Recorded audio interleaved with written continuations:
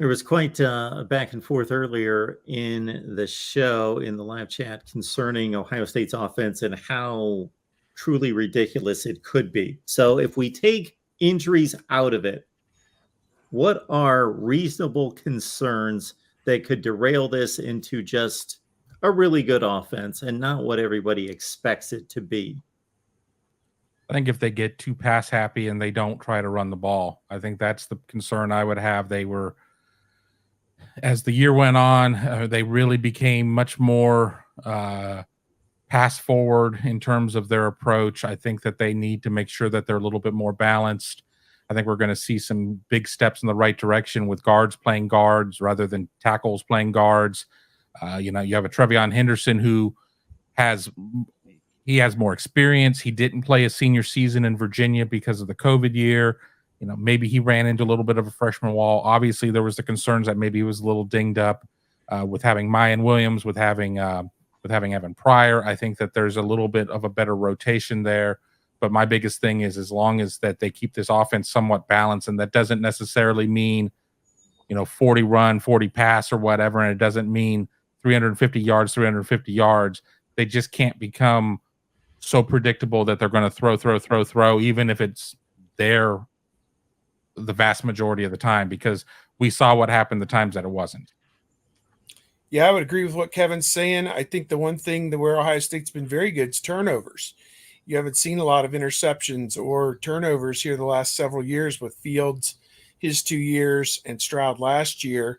If Stroud's trying to force it into tight windows and doesn't have the quality receivers that he had last year with Garrett Wilson and Chris Olave to make him look good and fight off the defender and make those catches, and they're getting picked, then that's a problem. And so, we're searching. We're looking for reasons of why it won't work, other than to just assume it's going to continue to hum as it has, which, to me, I think they're going to be up there. I don't know if it'll be quite as good as it was last year, but I think that opposing defenses are going to struggle. And I think, there's 8 games of this year where they're going to score 40 or more points. And then you have the 4 games where the talent's a little more equated, and you're going to have to hustle to get to 40 points. You're going to have to hustle to convert those tough third downs and pick up that tough 2 yards and those kind of things that you're going to have to do to win those games. And, it remains to be seen. Is this team going to be tough enough to do that and gut those games out? And I guess we'll find out, here just within a few short weeks. But I think those are the big questions I would have with this offense is when push comes to shove, are you going to be pushing, or are you going to be shoving, or are you going to be knocking people down? That's the big question.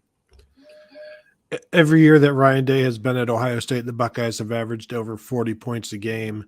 So I would expect that to continue. I honestly, as I'm trying to think of concerns, I go to, are Marvin Harrison and Emeka Egbuka and Julian Fleming as good as people think, as good as people say, and especially Emeka and Marvin Harrison, who people have already anointed?